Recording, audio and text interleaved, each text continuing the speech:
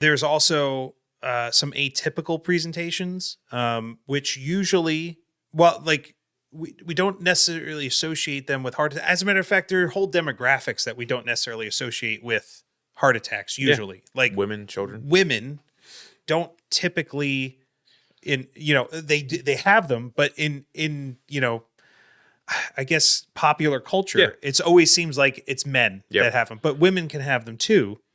And presentation is so different. Yeah. And it's why it's one of the reasons that a 12 lead or an EKG is in a lot of ways just another vital sign that you should be doing. Right. Because of the atypical presentation that a lot of females have when we're talking about myocardial infarctions. I was being so I had a conversation with one of the paramedics at my service, and she was telling me about a story that she had seen.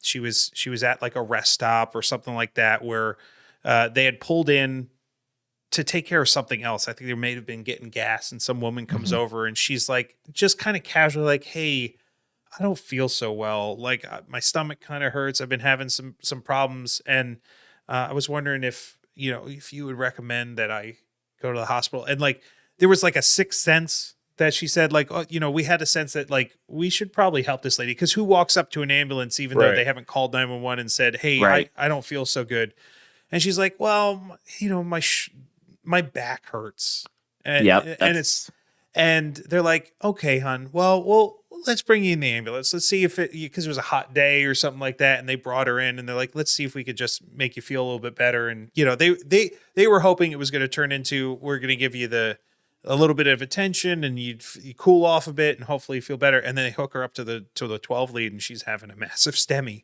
Right. And they're like, the code 3 or whatever the term, lights and sirens, let's roll it. And, and they were rushing to get to the hospital, and they saved her. But the woman just was like, she was walking. She didn't have any pain. She just felt off.